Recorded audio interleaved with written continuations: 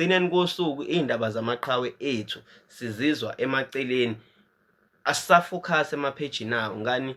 Awakwazi ukuthi asi-update njalo, yabo. Mhlawumbe uthi uphoste kanye, emva kwaleso sikhathi uSkhinkili uma ukuthi mhlawumbe namhlanje ubeyothenga injini yemoto, noma nje ade ethenga u-gearbox, uzaphosta sengithenga u-gearbox. Uma ukuthi ufike blocks, nali blocks elifile, uyaphosta. Uyayibona leyo nto leyo.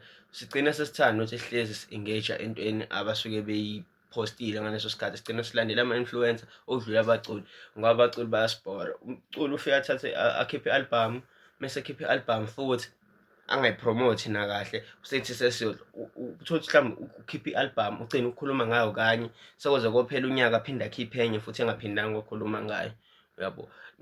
U-YouTube ukhona, o-Facebook bakhona, o-TikTok nani nani, but bayahluleka abaningi ukupromotha umculo wabo. Balindele ukuthi kube ithina abagcina sebethi abalandeli abanalo iqiniso abasaphothi.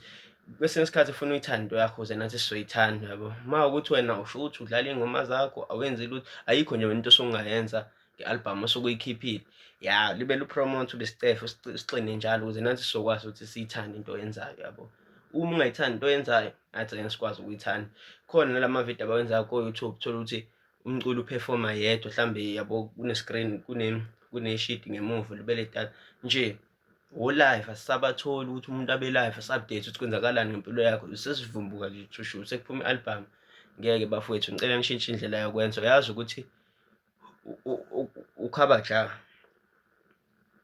indodana kaNuba, nabanye nje abaculayo, uMaskandi, abasomahlaya, uyazi ukuthi iy'ngoma zabo zigcina sezibukwe ngaphezu kwey'ngoma ezabaculi bangempela, noma abaculi bagcina sebekhothamela kwabona futhi ukuthi babapromothele umculo wabo. Ngabani? Abaculi abaningi bayavilapha ukupromotha umculo, benza ngazuthi ukusaphothwa kulele emahlombe ethu kumele sibasaphothe ngenkani. Uyayizwa loo nto leyo. Asikwazi ukuthi singavele mhlawumbe sithole sizodlala ingoma esingayazi nathi, yabo. Umuntu wenza izinto ipromo nengoma ey'ntathu ayidlale le yodwa, sesikhethele yona ey'hithi, lezi ezinye kwayena akazidlali, thina sozidlala kanjani. Baningi abaculi engingababala, uthole ukuthi iy'ngoma zakhe ezinye akakaze ayidlale kwayena, kodwa ulindele ukuthi idlalwe ithina, yabo. Iy'ngoma ziwu-12 kwi-album, udlala nengoma eyodwa njalo, yabo. Kodwa-ke singabuye sithini phela, mhlawumbe indlela abenza ngayo, kodwa abaculi ngibona ukuthi abasakukhuthaleli ukupromotha umculo wabo. Sebehlulwa wosomahlaya esikhathini esiningi, nabantu abachithela isizungu ngale ko-TikTok, ko-Facebook, ko-Twitter nalaphi, uyabona. Kuningi engingakuchaza cause ngiyazi ukuthi abanye bangezizwa be-offended, but uMthandeni Gcokama Elisha belingekho kakhulu kuma-socials, yabo. Belingafaki ngisho iy'ngoma online, kwalibeleke kushiwo kwashiwo. Nakhona futhi wayenenkani kuqala, yabo, kodwa wagcina esezifakile iy'ngoma. Uthe esezifakile online iy'ngoma, kwenzakalani, yabo. Bamthanda abantu, wangena naku-Facebook wagxila, ngoba wayekhona but wayengagxilile. Umuntu kade egxile ku-Facebook ngey'khathi ey'dlule uKhuzani. Wagxila ku-Facebook, u-Facebook wakhe wachuma nabantu abanye, futhi esikhathini esiningi le nto yokuthi engaphosti umuntu njalo ngeke sikwazi ukubalawula vele abaculi, but buka indlela lo mfana lo wezasehholisi ukuthi uyipromothe kanjani iy'ngoma zaMthandeni, yabo. Ubuke nje bona le nto engizama ukuyisho ukuthi as much as ama-artist ekhipha, but ngazi ukuthi angakukhuthalela ukuthi azipromothele umculo wawo, ngoba akuwona wonke ama-artist ayoba nenhlanhla ukuthi athole abantu abaneqiniso abayofa la efa khona, njengoKhuzani, noMthandeni, noMenzi, noLimit nabanye. Uyayizwa leyo nto leyo.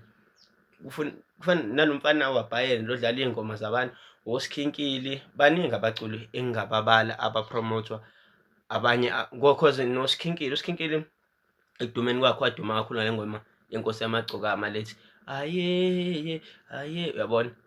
Wayepromotha iNkosi Yamagcokama, leyo ngoma yachuma futhi, yabo. Fana nalethi Monday, Tuesday, Wednesday, Friday, Blue Monday, uyayisola yeNkosi Yamagcokama, yeNkosi Yamaskandi, uMthandeni SK. Uyakhumbula ukuthi leyo ngoma ipromothwa uba? uSkhinkili. Tsororo tsotso, yabo. Kwesikhathini esiningi siyahluleka ukuthi sithi sinabaculi bese bangajwayeli ukuthi bazipromothe. Right, akuyona inkinga ukuthi abalandeli bazikhethele, yabo, cause oMthandeni noKhuzani noba, but akuwona wonke umculi oyoba nenhlanhla yaleyo nto leyo, yabo. Khona abaculi ekumele baziphushele bona. Uthola ukuthi iy'ngoma zabo zimnandi but the first date abazipromote gcina seziyinkinga singasazizwa kwazise. Uyabona oJez Cool bayacula but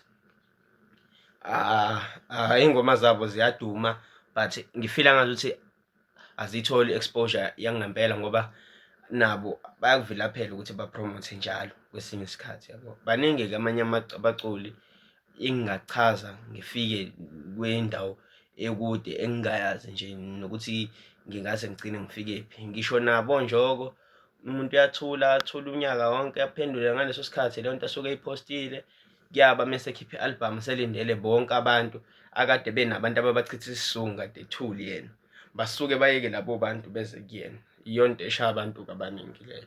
Ngicela ukuthi-ke nikusho futhi okunye kumele ngikhulume ngako, ishayeni.